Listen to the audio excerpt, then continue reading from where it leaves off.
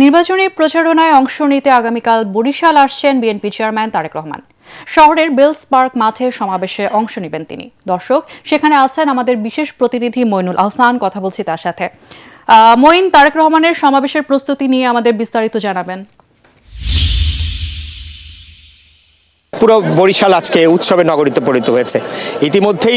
ইতিমধ্যেই পুরো মাঠ, নেতাকর্মীরা বিভিন্ন বরিশালে, আপনি জানেন যে বরিশাল বিভাগের 6টি জেলা, সেই 6টি জেলা থেকেই নেতাকর্মীরা আসতে শুরু করেছেন। আজকে সকাল থেকেই তারা আসতে শুরু করেছেন।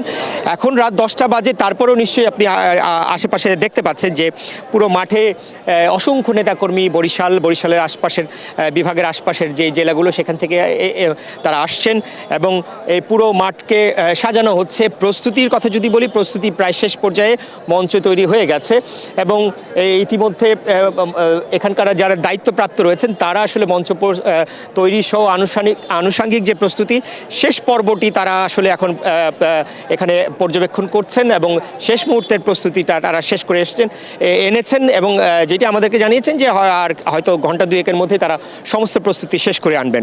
এবং যেটি বলছিলাম যে বিএনপি চেয়ারম্যান তারেক রহমানের জন্য দীর্ঘ 2 দশকের অপেক্ষা এই বরিশালবাসীর। 2 দশক পরে তিনি এই বরিশালে আসছেন এবং তার এই সমাবেশকে কেন্দ্র করে পুরো বরিশাল উৎসবের নগরীতে পরিণত হয়েছে এবং এখানকার যারা নেতাকর্মী আছেন তারা প্রত্যাশা করছেন যে আগামী 12ই ফেব্রুয়ারি যে জাতীয় সংসদ নির্বাচন, সেই নির্বাচনকে সামনে রেখে তারেক রহমানের এই সফর অত্যন্ত গুরুত্বপূর্ণ।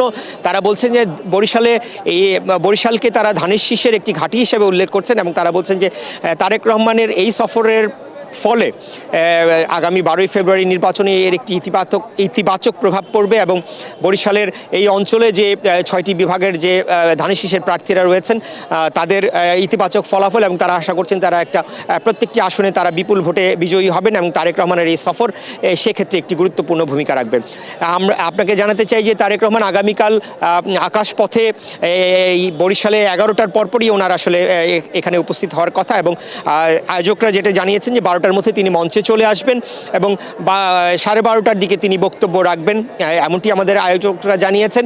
এবং এরপরে এই সমাবেশ শেষ করেই কিন্তু তিনি আকাশপথেই আবার হেলিকপ্টারে করেই আবার ফরিদপুর যাবেন। সেখানে রাজেন্দ্র কলেজ মাঠে আরেকটি জনসভা রয়েছে, সেই জনসভা শেষ করে তিনি তার বাসভবনে ফেরত যাবেন, এমনটি আমাদেরকে আয়োজকরা জানিয়েছেন। তো বরিশালের সমাবেশের প্রস্তুতি শেষ, বরিশাল উৎসবের নগরীতে পরিণত হয়েছে। আগামীকাল তারেক রহমানের অপেক্ষায় রয়েছেন বরিশালবাসী এবং বিএনপি নেতাকর্মীরা, এমনটাই বলা যায়। তনুজা। মইন, আপনাকে ধন্যবাদ।